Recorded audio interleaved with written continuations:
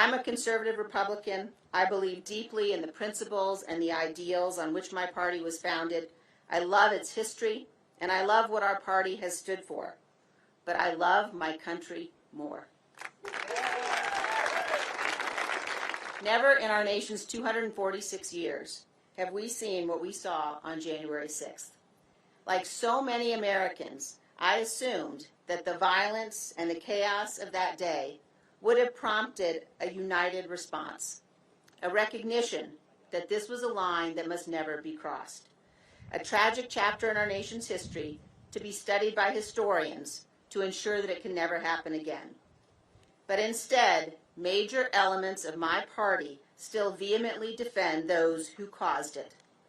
At the heart of the attack on January 6th is a willingness to embrace dangerous conspiracies that attack the very core premise of our nation, that lawful elections, reviewed by the courts when necessary and certified by the states and electoral college, determine who serves as president. If we do not condemn the conspiracies and the lies, if we do not hold those responsible to account, we will be excusing this conduct, and it will become a feature of all elections. America will never be the same. Today, as we meet here, there are Republican candidates for governor who deny the outcome of the 2020 election and who may refuse to certify future elections if they oppose the results. We have candidates for Secretary of State who may refuse to report the actual results of the popular vote in future elections. And we have candidates for Congress, including here in Wyoming, who refuse to acknowledge that Joe Biden won the 2020 election and suggest that states decertify their results. Our nation is barreling once again towards crisis, lawlessness, and violence. No American should support election deniers for any position of genuine responsibility, where their refusal to follow the rule of law will corrupt our future.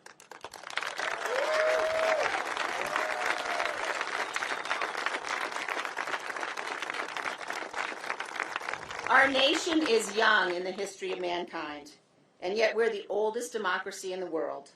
Our survival is not guaranteed. History has shown us over and over again how poisonous lies destroy free nations. Over the last several months, in the January 6th hearings, the American people have watched dozens of Republicans, including the most senior officials working for President Trump in the White House, the Justice Department, and on his campaign, people who served President Trump loyally, testify that they all told him the election was not stolen or rigged and there was no massive fraud. That's why President Trump and others invent excuses, pretexts, for people not to watch the hearings at all. But no citizen of this republic is a bystander. All of us have an obligation to understand what actually happened. We cannot abandon the truth and remain a free nation. To believe Donald Trump's election lies, you must believe that dozens of federal and state courts who ruled against him, including many judges he appointed, were all corrupted and biased, that all manner of crazy conspiracy theories stole our election from us, and that Donald Trump actually remains president today. As of last week, you must also believe that 30 career FBI agents who have spent their lives working to serve our country abandoned their honor and their oaths and went to Mar-a-Lago not to perform a lawful search or address a national security threat, but instead with a secret plan to plant fake incriminating documents in the boxes they seized. This is yet another insidious lie. Donald Trump knows that voicing these conspiracies will provoke violence and threats of violence. This happened on January 6th, and it's now happening again. It is entirely foreseeable that the violence will escalate further. Yet he and others continue, purposely, to feed the danger. Today, our federal law enforcement is being threatened. A federal judge is being threatened. Fresh threats of violence are arising everywhere. And despite knowing all of this, Donald Trump recently released the names of the FBI agents involved in the search. That was purposeful and malicious. No patriotic American should excuse these threats or be intimidated by them. Our great nation must not be ruled by a mob provoked over social media.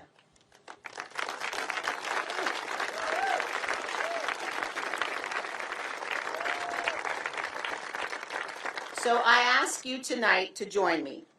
As we leave here, let us resolve that we will stand together, Republicans, Democrats, and Independents, against those who would destroy our republic.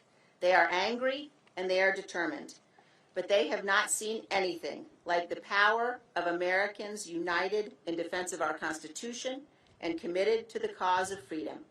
There is no greater power on this earth, and with God's help, we will prevail. Thank you all. God bless you. God bless Wyoming.